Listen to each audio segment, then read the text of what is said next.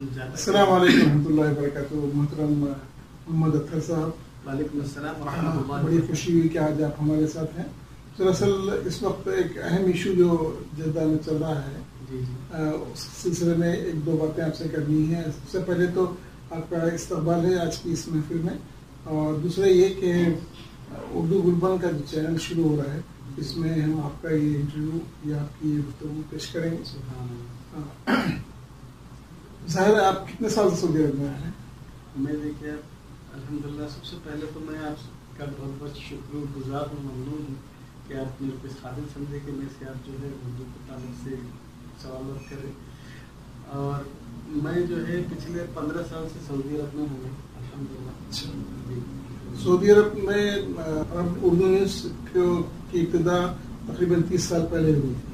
ظاہر ہے آپ کا یہ 15 سال کا عرصہ بھی اردو نیوز کے ساتھ رہا ہوگا, آپ نے اردو نیوز پڑھا ہوگا. جی جی. اور مختلف رپورٹیں بھی اس میں پروگرامس کی جاتی رہی. جی. اور حکومتی جو قوانین کے سلسلے میں بھی آپ کو آگاہ کیا جاتا رہا. تو اب جب بند ہو گیا ہے تو آپ کیسا محسوس کر رہے ہیں؟ جی سبحان اللہ, اردو نیوز کا جو ہے میرے ساتھ کچھ حیدرآبادی حضرات رہتے تھے, تو وہ جو ہے اکثر روز اردو نیوز پیپر لے کے آتے تھے اور اردو نیوز جو ہے سناتے تھے.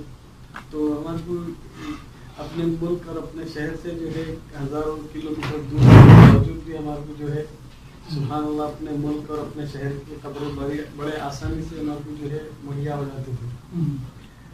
اور اردو نیوز کے تعلق سے اردو نیوز کے جو بانیاں تھے وہ لوگ کافی محنت کرے اور اس کو اچھے طریقے سے چلائے. لیکن اب کیونکہ یہ بند ہو رہا تو اردو کو پسند کرنے والے اور اردو زبان بات کرنے والوں کو یہ کافی جو ہے گہرا ضرب ہے, یہ دلی ضرب ہے. ہمارے کو کافی تکلیف ہو رہی ہے بات کو جانتے ہوئے کہ اردو نیوز بند ہو.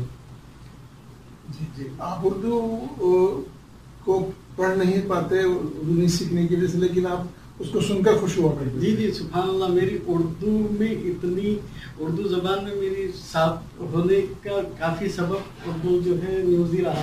سن سن کے میں اردو زبان کو جو ہے کافی اپنے اندر کھول لیا ہوں.